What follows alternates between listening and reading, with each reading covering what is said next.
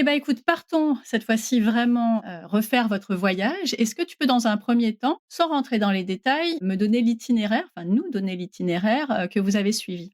Et ce voyage, donc on l'avait préparé avec, l'agence locale de Géléna. On a fait un itinéraire, je dirais, qui est assez classique, mais on est resté beaucoup dans l'intérieur des terres, qui est magnifique, hein, on y reviendra. Monténégro, c'est la montagne noire, hein, donc c'est vraiment une montagne, le Monténégro.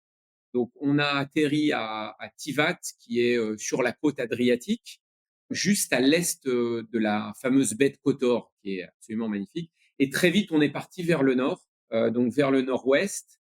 On a passé, quelques jours, on pourra voilà, on reviendra, il y a plein de choses extraordinaires à visiter, il y a plein d'activités. Et finalement, on a fait le tour du Monténégro comme ça pour revenir à la fin, vers la baie de Kotor. On a passé 12 jours là-bas, dont, quasiment 9 dans, l'intérieur des terres, donc toute la partie, nord-ouest. Ensuite, on s'est dirigé vers l'est, on est redescendu vers le sud en passant par, Podgorica qui est la capitale, Cetinje qui est la capitale historique et on a, fini par la baie de Kotor qui est vraiment magnifique et la côte adriatique qui est un peu plus encombrée. On pourra y revenir si tu veux. C'est sûr. Voilà, mais c'était une bonne idée, de la part de Géléna de nous proposer de faire quelque chose qui était un petit peu hors des sentiers battus, un petit peu hors de la côte, si tu veux, ce qui était aussi ce qu'on recherchait, hein. Voilà, s'aérer, puis il faisait très, très bon. C'est très agréable, la montagne l'été, alors que tu suffoques un peu, quand tu es sur le bord de la mer. OK et ben, c'est parti pour, les étapes les unes après les autres. Donc, vous arrivez, à l'aéroport, vous sortez. C'est quoi vos premières impressions? Les paysages, le contact avec les gens, mets-nous dans l'ambiance. Alors écoute, on arrive donc à l'aéroport de Tivat, hein, comme je te le disais, qui est, vraiment, accolé à ce qu'on appelle la baie de Kotor. Donc déjà quand tu arrives à Tivat, tu arrives entre les montagnes, mais quasiment sur la mer. Donc tu as vraiment cette double impression, vraiment extraordinaire d'avoir, le côté un peu époustouflant des montagnes et puis, cette mer Adriatique qui est magnifique avec tout de suite ce qui nous frappe, c'est que tu as plein de petits villages très jolis, hein, des petits villages vénitiens, parce qu'il faut savoir que toute la côte adriatique a été historiquement sous influence de Venise, hein, donc il y a des restes. Donc voilà, on est tout de suite sous un magnifique soleil, ciel bleu, voilà. On est tout de suite confronté à ces petits villages. Et puis, ce qui est assez amusant aussi, c'est que tu as plein de petites églises orthodoxes, tu sais, très dorées, donc avec beaucoup de reflets, ça étincelle de partout. Et puis, voilà, assez rapidement, on prend la voiture, hein, on avait, le correspondant de Géléna qui nous donne notre voiture, parce qu'on était ce qu'on appelle en self-drive, donc on avait notre propre voiture, on n'avait pas de chauffeur, voilà, on avait un itinéraire très précis, mais c'est nous-mêmes qui conduisions le véhicule et on part tout de suite, vers le nord avec une étape où Géléna nous avait dit: «Voilà, ça va être un petit peu la surprise, je vous propose de vous arrêter déjeuner pour ce premier jour dans une ferme traditionnelle». Donc on savait pas trop à quoi s'attendre.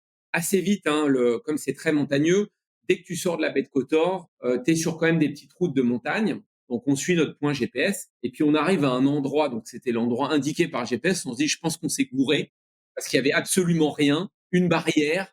Bon, on arrête la voiture et puis là, on voit un vieux type qui descend en nous faisant des grands gestes. Donc visiblement, il nous attendait, il était au courant, il nous ouvre le portail et là, on découvre sa ferme traditionnelle.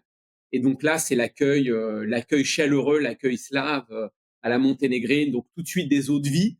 Donc on s'était quand même levé à 4 heures du matin pour prendre l'avion parce qu'on était arrivé de bonne heure. Et là, voilà, tradition slave, une petite gnôle pour bien démarrer la journée. Donc c'était vraiment sympa. Il voit que notre fils de 16 ans, qui est quand même un grand gaillard maintenant, il lui dit, bon, écoute, toi aussi, voilà, t'es un adulte, il faut prendre ça. Il nous fait visiter sa ferme, il nous montre les plats traditionnels, on met la table ensemble, tu vois. Donc on passe déjà un premier moment, même si lui parlait pas français, pas très bien anglais, on arrive à communiquer. Donc super accueil, on fait un repas gargantuesque. Sa femme vient s'asseoir avec nous, voilà, et il commence un petit peu à nous raconter l'histoire du Monténégro. Et puis, bon, parce que c'était quand même très copieux, donc faire passer un peu la digestion, il nous dit, bah, attendez, venez avec moi, je vous emmène. Et il nous emmène voir ses ruches. Il y a beaucoup de ruches au Monténégro. Ah, ils font beaucoup de miel. Donc, il nous équipe, si tu veux, pour pas qu'on se fasse piquer. Et puis, il va nous montrer ses ruches, ses champs. Voilà. Donc, vraiment une envie de partager son quotidien. C'est le premier contact, si tu veux, qui est un contact à la fois hyper chaleureux et on voit tout de suite, en tout cas pour les gens qui travaillent, dans le tourisme, qui sont pas du tout blasés. C'est un pays qui s'est ouvert récemment au tourisme, donc tu sens qu'ils ont encore vraiment l'envie, la gentillesse d'accueillir les touristes voilà, comme c'est le début. Ils sont pas du tout blasés et ça c'est vraiment chouette et on a retrouvé ça tout au long de notre séjour. Voilà, des gens, vraiment super accueillants, en tout cas ceux qui bossent, hein, dans les structures, qui accueillent des touristes. Ils ont encore cette fraîcheur de la nouveauté, et ça, c'était vraiment super sympa. Bon et après cette première expérience, vous allez où? Alors écoute, après cette première expérience, on se dirige, vers le nord, vers une petite ville qui s'appelle Plusines et entre-temps, ça, on avait aussi travaillé ça avec, Yelena, on s'arrête au monastère d'Ostrog, qui est très connu, dans le monde, orthodoxe, hein. C'est un petit peu le Lourdes pour les orthodoxes. Donc il y a des reliques, d'un personnage très important de la religion orthodoxe et donc on arrive à ce monastère. On a eu beaucoup de chance parce qu'il a beaucoup plu, dans cette région juste avant qu'on arrive et donc il y avait beaucoup moins de monde que d'habitude. D'habitude, tu peux faire la queue pendant, 2 ou 3 heures avant d'accéder au monastère, qui est un monastère absolument époustouflant parce qu'il est construit à flanc de colline. Vraiment dans la roche, donc tu as quand même une vue extra.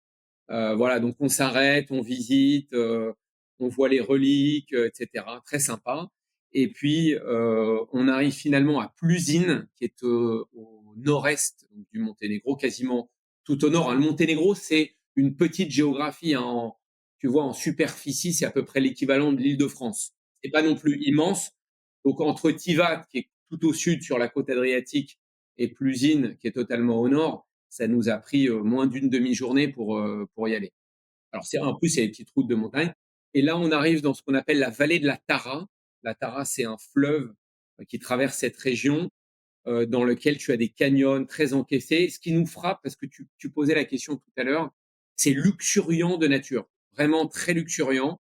Il y a assez peu d'habitants, hein, au Monténégro, il y en a 600 000, tu vois? Donc c'est très petit et donc en fait, sur cette première journée, ce premier trajet finalement, on croise assez peu de villages, assez peu de gens, mais tout de suite on est en contact, voilà, d'une nature qui est époustouflante. En plus à cette période de l'année, très, très verte, tu vois? Et très encaissée, donc c'est vraiment très beau. Voilà, les en plus la rivière Tara était assez haute, donc voilà aussi du mouvement dans la rivière. Voilà et on arrive dans une sorte de petit hameau, avec ils ont beaucoup de petits chalets. On prend possession d'un chalet qui était réservé pour nous, pour la famille. Il y en a trois quatre autres autour et là aussi super accueil, donc voilà, on s'installe dans notre, chalet et puis on va dîner. Juste là sur, ils ont une petite réception si tu veux, qui donne, de manière assez époustouflante là aussi, sur la rivière Tara. Voilà, donc c'est extra. On passe voilà, une bonne soirée et on va se coucher tôt parce que, comme je te le disais, non seulement on s'était levé de très bonne heure, mais on avait un petit peu picolé, au déjeuner avec nos hôtes slaves. Oui, oui, plus la route, ça Plus la faisait route. beaucoup. Mmh mh. Exactement, exactement. Tes enfants, sur, ces chemins, peut-être un peu tortueux et un peu longs sur ce même si c'est pas très loin, ça fait quand même quelque temps en voiture, ça se passe comment? Écoute, ça se passe, je dirais étonnamment très bien parce que c'est vraiment la nouveauté et qu'ils sont, comme nous d'ailleurs, fascinés par les paysages. Et en plus, si tu veux, ce qui était bien sur cette première journée, c'est qu'elle a été ponctuée de 2 étapes, hein. Donc la première étape dans la bergerie, là, accueillie pour le déjeuner, puis ensuite le monastère. Donc il y a pas eu trop de temps de trajet, d'un coup. Mais les paysages étaient tellement beaux que voilà, ils ont été, ils regardaient la bouche ouverte, et donc du coup, ils se sont pas chamaillés et ils nous ont pas demandé toutes les 5 minutes quand est-ce qu'on arrive. Voilà, donc c'était plutôt très sympa.